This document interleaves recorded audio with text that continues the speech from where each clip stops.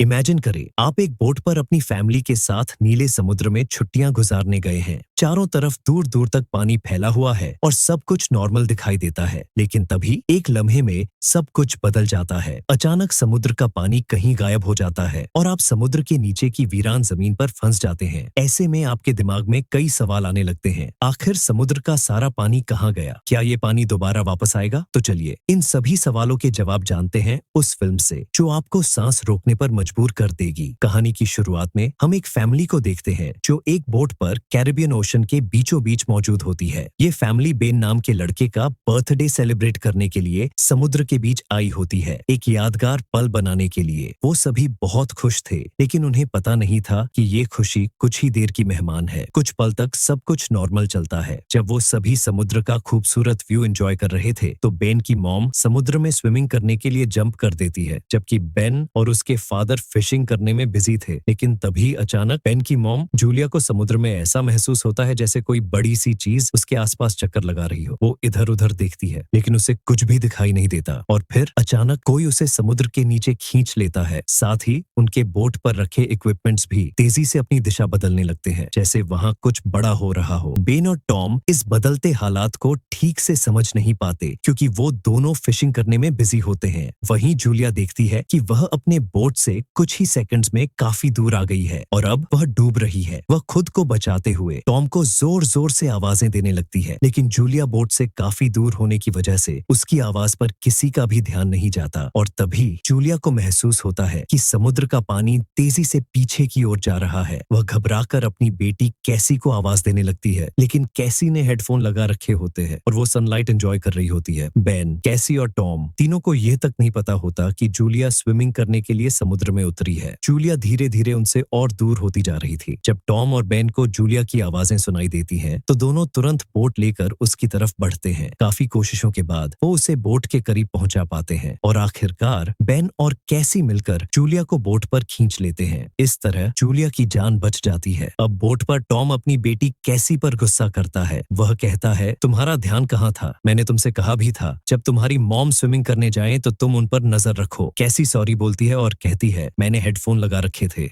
इसीलिए मुझे कुछ सुनाई नहीं दिया। टॉम गुस्से में वहां से चला जाता है। इसके बाद वो सभी बर्थडे सेलिब्रेशन की तैयारी करने लगते हैं। रात को बर्थडे सेलिब्रेट करने के बाद कैसी के बॉयफ्रेंड का वीडियो कॉल आता है। कैसी उसे बताती है कि वो सभी बोट पर हैं और बहुत एंजॉय कर रहे हैं, लेकिन उसका बॉयफ्रेंड चिंतित होकर कहता है, तुम सबको जल्दी से सरफेस पर आ जाना चाहिए, यहाँ कुछ ठीक नहीं लग रहा है। कैसी कुछ और पूछने ही वाली होती है कि तभी अचानक कनेक्शन कट जाता है। वह डरकर ये बात अपनी मॉम और डैड को बताती है। तीनों मिलकर बोट की सेफ्टी चेक करने लगते हैं। चेक करते हुए उन्हें महसूस होता है कि उनकी बोट के आसपास बहुत सारी व्हेल्स और शार्क मछलियां मंडरा रही हैं, जबकि इस एरिया में आमतौर पर व्हेल या शार्क बिल्कुल भी नहीं पाई जाती। टॉम एक ओशन एक्सप्लोरर था, इसलिए वह तुरंत समझ जाता है कि व्हेल्स और शार्क इस तरह का व्यवहार किसी बड़े भयानक तूफान के आने से पहले करती हैं। आने वाले भयानक तूफान का अंदाजा तो हो ही चुका था, लेकिन उससे पहले उन्हें शार्क से निपटना था। उन्हें कुछ समझ आता उससे पहले ही बोट को एक जोरदार झटका लगता है। बोट हिलने लगती है, पानी उछलने लगता है। वो सभी बहुत घबरा जाते हैं। टॉम समझ जाता है कि बोट के निचले हिस्से से कोई बहुत बड़ा क्रीचर टकरा गया है। टॉम बोट की स्थिति चेक करने के लिए नीचे पानी में डाइव लगाता है। वह देखता है कि बोट के नीचे एक बहुत बड़ा डेंट आ चुका है, जो यकीनन किसी बड़ी शार्क ने मारा था। यह देखकर टॉम समझ जाता है कि मामला गंभीर है। जब वह वापस ऊपर आता है तो उसके कंधे पर बहुत गहरी चोट लगी होती है। जूली यह देखकर घबरा जाती है और तुरंत उसके जख्मों पर स्टिचेस लगाती है। टॉम अपनी फैमिली को बताता है कि शार्क के दिए इस डेंट की वजह से इंजन खराब हो गया है। अब वो बोट को आगे नहीं ले जा पाएंगे। वो सभी अब समुद्र के बीचों बीच फंस चुके थे और उनके पास बस एक ही ऑप्शन बचा था, किसी तरह मदद के लिए कॉल करना। लेकिन जब कैसी बाहर जाकर मदद के लिए कॉल करने की कोशिश करती है तो उसे पता चलता है कि सिग्नल्स पूरी तरह गायब हैं। उनकी बोट का कम्युनिकेशन सिस्टम कोई भी सिग्नल पकड़ नहीं रहा था। सब लोग परेशान थे कि अचानक से ये सब कुछ काम करना क्यों बंद कर गया। अब इस मुश्किल वक्त में टॉम खाने पीने का सामान चेक करता है। उनके पास सिर्फ 4 दिन तक का खाना बचा था और कुछ नहीं, लेकिन जिंदा रहने की उम्मीद अब भी बाकी थी। टॉम कहता है, हम एक शिपिंग रूट पर हैं। यहाँ से कोई न कोई शिप गुजरती होगी जो हमें जरूर देख लेगी। इसी बात के दौरान उन्हें बाहर से एक जोरदार आवाज सुनाई देती है। वो सभी बाहर भागते हैं और देखते हैं कि एक बहुत बड़ा मीटियोरॉइड, उल्कापिंड, सीधे उनकी तरफ बढ़ रहा है। वह उनकी बोट से टकरा सकता था। इससे बचने के लिए टॉम तेजी से अपनी बोट का इंजन स्टार्ट करने की कोशिश करता है, लेकिन वह जानता था कि ऐसा करने से इंजन पूरी तरह डैमेज हो जाएगा। फिर भी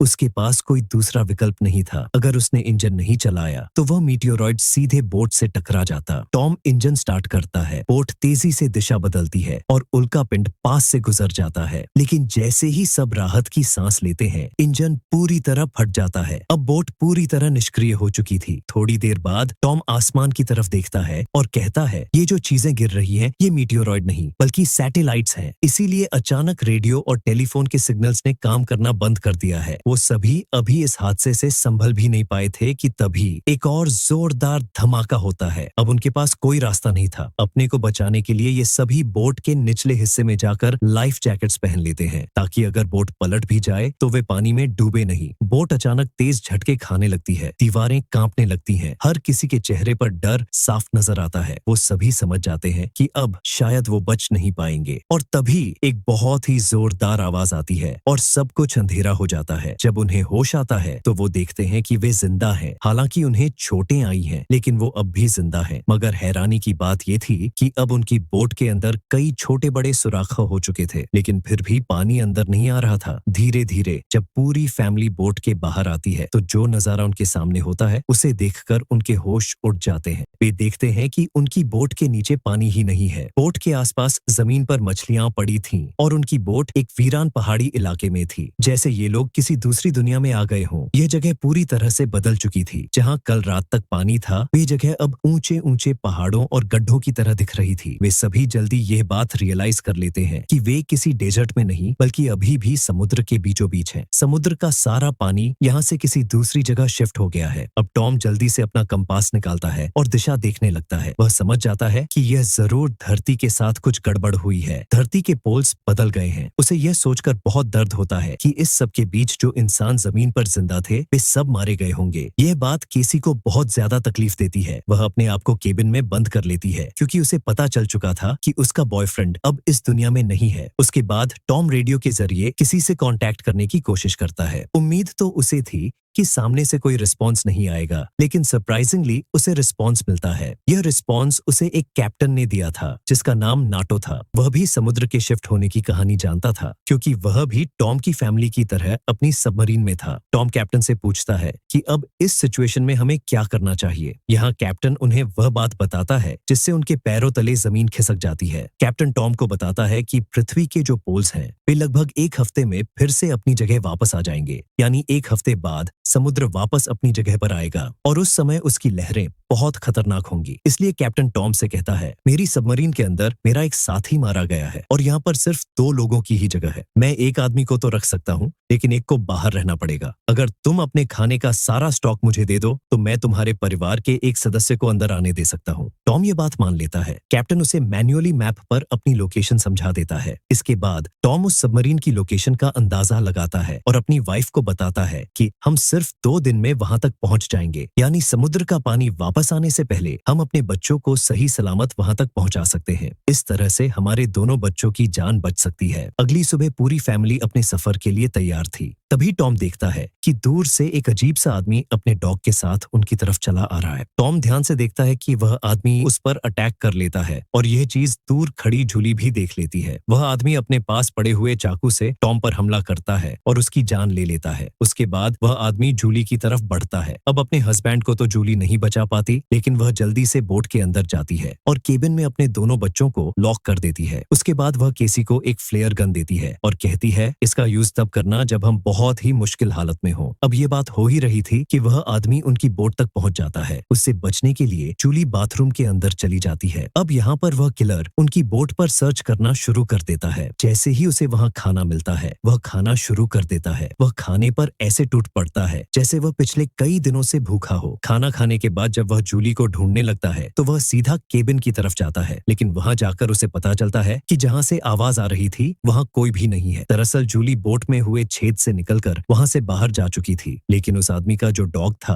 वह जूली को देख लेता है और उस पर भौंकने लगता है। अब मजबूरी में जूली को उस डॉग को चुप कराने के लिए उसे मारना पड़ता है और वह खुद बोट के नीचे छिप जाती है। हालांकि वह उस किलर को नहीं मिल पाती, लेकिन जैसे ही वह आदमी उसे पकड़ने के लिए बोट से नीचे उतरता है, जूली वापस बोट के ऊपर जाकर एक टूटे हुए शीशे से अपना रास्ता बनाते हुए फिर से अंदर आ जाती है। लेकिन थोड़ी देर में जूली उस आदमी के हाथों पकड़ी जाती है। वह उसके बाल पकड़कर उसे मारने लगता है, उसका गला दबाने लगता है। जूली किसी तरह खुद को बचाने के लिए उससे लड़ने लगती है। केसी, जो ये सब आवाजें सुन रही थी, वह अपनी माँ की मदद करने के लिए केबिन से बाहर निकलती है। निकलते वक्त वह किलर एक बार फिर से जूली पर हमला करता है, लेकिन इस बार जूली उसे लात मारते हुए पीछे गिरा देती है। बाहर जाने के बाद केसी और बेन अपने फादर की डेड बॉडी देखकर रोने लगते हैं। उन्होंने इस सब की बिल्कुल उम्मीद नहीं की थी। जूली अपने दोनों बच्चों को लेकर वहां से भागती है। कुछ ही देर बाद उनकी जलती हुई बोट ब्लास्ट हो जाती है। भागते भागते ये लोग काफी थक चुके थे, इसलिए वे एक पहाड़ी के पीछे आराम करने के लिए रुक जाते हैं, क्योंकि उन्हें लग रहा था कि किलर अभी भी उनका पीछा कर रहा है। वे जल्दी से किलर से बचने के लिए फिर से भागना शुरू कर देते हैं। भागते भागते ये लोग बहुत थक चुके थे, लेकिन जब भी ये पीछे मुड़कर देखते तो वो किलर उनके पीछे ही आ रहा होता था। अब वे लगातार भागते रहते हैं और एक ऐसी जगह पहुंच जाते हैं जहां पर जहरीला पानी मौजूद था। यहाँ से गुजरते वक्त उन्हें कुछ भी हो सकता था, लेकिन उन्हें आगे बढ़ना ही था, क्योंकि जिस दिशा में वे जा रहे थे शायद वहीं सबमरीन थी। बेन डरते हुए कहता है, मॉम, अगर वहाँ सबमरीन नहीं हुई तो? जूली उसे डांटते हुए कहती है, चुप रहो, जो मैं कह रही हूँ वैसा ही करो, हम लोग आगे बढ़ेंगे और मुझे पता है मैं तुम्हें बचा लूंगी। जूली के कहने पर वे लोग आगे बढ़ते हैं। अब रात काफी हो चुकी थी और वे थक भी चुके थे। केसी और बेन सो चुके थे। तभी किसी की आवाज से केसी की आंख खुल जाती है। वो बाहर देखने आती है तो देखती है कि वही किलर उनके पीछे आ रहा है। अब इन तीनों को इस किलर से हर हाल में जान छुड़ानी थी, इसीलिए केसी उसी जगह पर बैठकर सोने का नाटक करती है। किलर समझता है कि वो सो रही है और जैसे ही वो अटैक करने आता है, जूली मौका पाकर पीछे से वार करती है। इस बार जूली बहुत गुस्से में थी। वो उस पर इतने हमले करती है कि उसकी जान ले लेती है। आखिरकार उनका ये खतरा टल जाता है और जूली सुकून की नींद सो जाती है। सुबह जब वो उठते हैं तो देखते हैं कि किलर की बॉडी बहुत बुरी हालत में है। जूली अपना मैप देख रही थी। दूसरी तरफ बेन पानी की तलाश में भटक रहा था। आगे जाकर वो पानी देखता है और बिना सोचे समझे पीने लगता है। जूली ने मना किया था क्योंकि वो तालाब जहरीला था, लेकिन बेन इतना प्यासा था कि उसने जूली की बात नहीं मानी। जूली उसे देखती है और दौड़कर पानी पीने से रोक लेती है, लेकिन तब तक वो काफी पानी पी चुका था। थोड़ी देर बाद बेन बीमार हो गया और चलने की हालत में नहीं था, इसलिए जूली और केसी वहां पर एक शेल्टर बनाते हैं और कुछ देर आराम करते हैं। तभी जूली को अजीब आवाजें सुनाई देती हैं। जब वो बाहर जाकर देखती है तो उसे पता चलता है कि ढेर सारे क्रैब्स उनकी तरफ बढ़ रहे हैं, जिनसे बचने के लिए उन्होंने भागना शुरू किया। थोड़ा आगे चलने के बाद कुछ दूरी पर उन्हें एक बहुत बड़ी शिप नजर आई। ये एक कार्गो शिप थी जिसके अंदर बहुत सारे कंटेनर्स भी थे। इन कंटेनरों में ही बहुत सारे लोग पनाह ली हुई थे। इन तीनों को देखते ही वो सभी कंटेनर में जाकर छुप गए। दरअसल वो इन तीनों से नहीं भागे, बल्कि उनके पीछे केकड़े आ रहे थे। ये तीनों कंटेनर के पास जाकर गिड़गिड़ आने लगे और दरवाजा खोलने की रिक्वेस्ट की,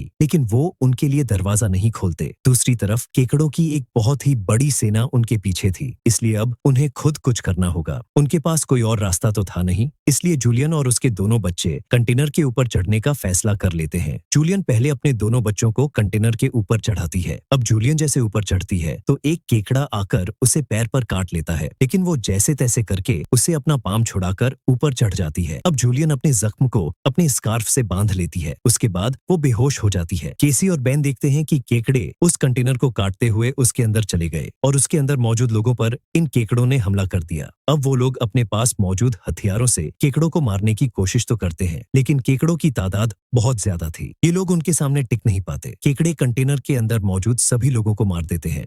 अगली सुबह जूलियन को होश आया। उन्होंने देखा कि उसके दोनों बच्चे यहाँ नहीं हैं। वो बुरी तरह से डर गई कि कहीं मेरे बच्चों को कुछ हो नहीं गया हो, लेकिन तभी दूर से उसे केसी और बेन आते हुए दिखाई दिए, जो असल में खाने पीने और हथियार की तलाश में गए हुए थे। खैर, अब यहाँ पर वो केकड़े भी नहीं थे। अब जूलियन अपने केकड़े के काटे हुए जख्म को ठीक करती है जबकि बेन कंटेनर के अंदर मरे हुए लोगों के वेपन्स कलेक्ट कर लेता है, जिससे वे खुद की सेफ्टी के लिए यूज कर सके, और वहां उन्हें थोड़ा बहुत खाना भी मिल जाता है। खैर, इसके बाद जूलियन कैप्टन से कांटेक्ट करती है, जिस पर वो बताता है कि मेरे ऊपर भी इसी क्रिएचर्स ने अटैक कर दिया है और अब मैं बहुत ज्यादा जख्मी हूँ, मैं तुम्हारी मदद नहीं कर सकता। साथ ही वो जूलियन को ये भी बताता है कि अब समंदर का पानी बहुत जल्द वापस फिर से अपनी जगह पर आने वाला है, इसलिए तो ये सी क्रीचर फिर से यहाँ वापस आ गए हैं। जूलियन रोने लग जाती है क्योंकि इन लोगों को ये भी नहीं पता था कि सबमरीन तक जाने के लिए उन्हें कौन सी डायरेक्शन में जाना है। सारी रात भाग दौड़ में, इसलिए कैप्टन उनकी आसानी के लिए